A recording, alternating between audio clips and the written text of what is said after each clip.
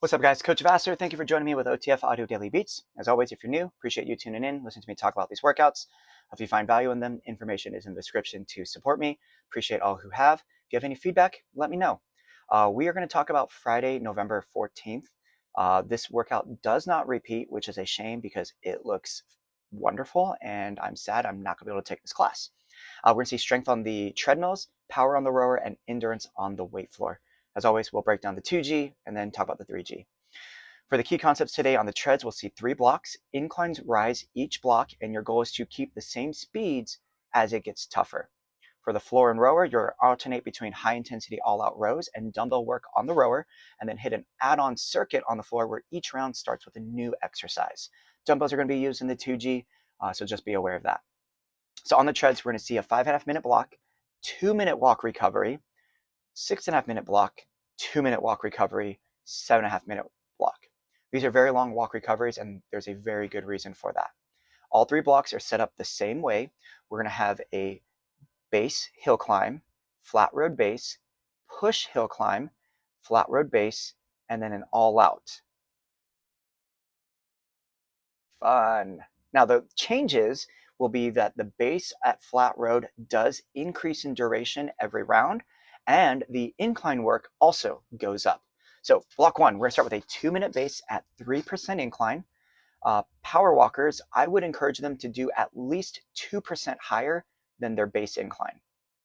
Okay, because joggers and runners add it up by 2%, so power walkers do that as well. For the bikes and striders, they're essentially going to alternate between push and base gears during these hill climbs.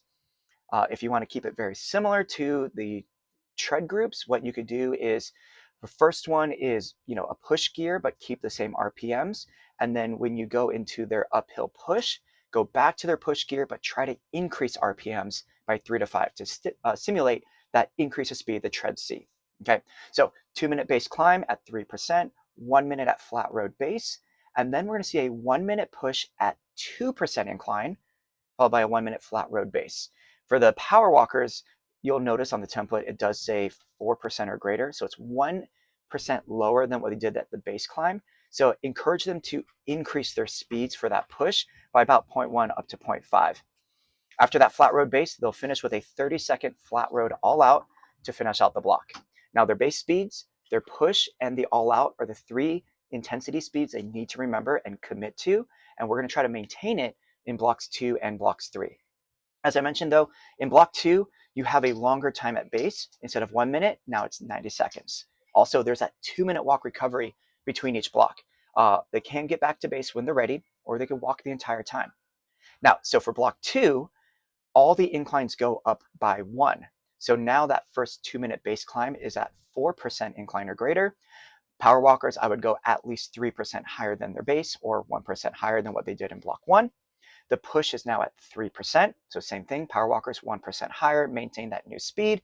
And now the all out is uphill, so 2% or greater. Power walkers are called out at 10% incline as well, but see if they can go up 1 more percent than what they did in the previous block. And then the final block, flat base climb for 2 minutes is now at 5% incline.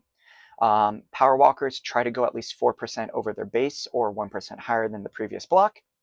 2 minutes of flat road base, 1 minute push at a 4% incline, power walkers at least 6% or greater, and then flat road base, and then they finish with a 30-second all out at 3% incline. Power walkers, could they go 2% higher than the original all out and maintain their speeds? Lots of changes left and right here, and for people who feel like they need to do a lot of stuff, this is going to be a fun workout for that. Now, when we look at the weight floor side, block 1 is the only time that they hit the rower. We're going to start with an all-out row, and we want to check and remember average watts. And then after that, we're going to see a dumbbell, single arm, march in place, 10 reps each side. So we'll have dumbbell at one shoulder, core braced. Every step is 1. They have 10. Switch your arms, 10 more. This is a movement where it highly benefits someone to go extremely heavy. So shiny handles. If you have like the older style where like the 15s and lower are like solid color with the same color as the dumbbell head. But if you have like the 20 plus dumbbells that the dumbbell head's black and the handle is the chrome, at least shiny handles to 20 plus. But if you can really, push people to go 30 plus, even better. Because the whole point is having that weight here. It's pushing down on the abs, so they got to stay tall and braced to really get that core engagement. And then as they pick up those legs, working on that balance and the stability from the midline and that trunk stability as well. So for the all-out row, if they have their heart rate monitor, they'll be able to check their average watts, because once they've done the stored program, they finish out the row. If they just tap sign out, it'll show their average watts right there. Of course, if they go back to stored programs, it will then be displayed on the bottom. But either way, we want to see average watts stay the same or increase every round. So to increase their current watts, each stroke has to be at or higher than the average watts. 5.5 minutes here. If they do it right, probably 2 rounds, because they're going to be gassed out from that all-out row, and 20 marches is quite a number of repetitions. So maybe 2 rounds at most. You have 2 minutes to get them set up for the circuit add-on. The 4 exercises we'll see is a single arm contralateral overhead reverse lunge, balanced bicep curl, 2-handed single dumbbell alternating lateral shift, and the dumbbell Arnold press. All those are a mouthful of words to say. 12 is the magic number for everything. They start with the Arnold press. So 12 reps, start light. And because that is the movement that is in every round, that's going to be very high volume for the shoulders. So encourage lighter weight choice for that Arnold press. After that, they'll have 1 dumbbell, hold it by the handles, feet are wide, lateral shift side to side, 12 total, so 6 per side. Then we add the Arnold press for round 2. Round 3, they're going to stand on one leg for the balance alternating bicep curl. So with one leg up, arms are straight. 1, 2, 3, 4, 5, 6. Switch their legs, another 6 more reps. So it's still 12 bicep curls per arm, but 6 will be done with one leg up, 6 with the other. And then, of course, we'll hit the lateral shift and then finish with the Arnold press. Now, the last movement, this is the mouthful one, the single arm contralateral overhead reverse lunge. Just like that march in place, you could keep that weight there as an option. Otherwise, we want it stacked over the shoulder. Wrist is in line with the elbow, in line with the shoulder. That's the side that also is going to step back for that reverse lunge.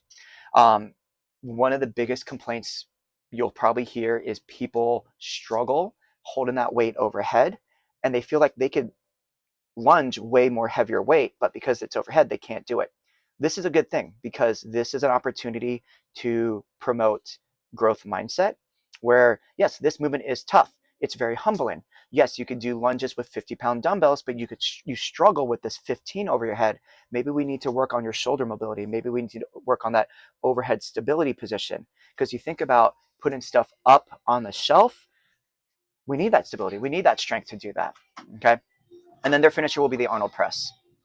We finish up here for the 3G. We'll see 2 blocks on the treads, 2 blocks on the rower, and then 1 long block on the weight floor. Treads is essentially like the 2G. We'll see a 2-minute base, uphill, flat road base, 1-minute push with some incline, flat road base, and then a 30-second all out. So block 1 is block 1 from the 2G, and then block 2 is the 3rd block from the 2G. So 5, 4, and 3%. They only get 90 seconds to recover in between the 2 blocks, so very spicy on that one.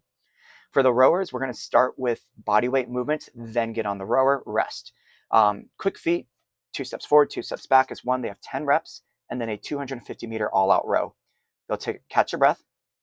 They have 4 rounds, where every round they decrease the row. So they start at 250, 200, 150, 100.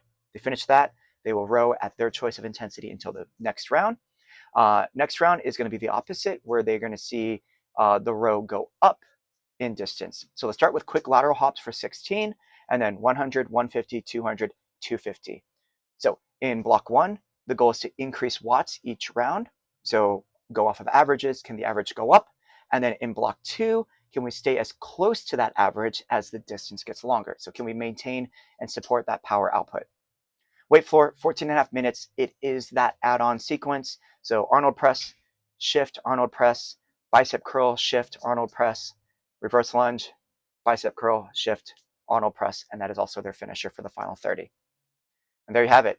Once again, this is going to be on Friday the 14th. It unfortunately does not repeat, so if you can make it in, I would try to, because this looks like a great workout. Other than that, coach it down.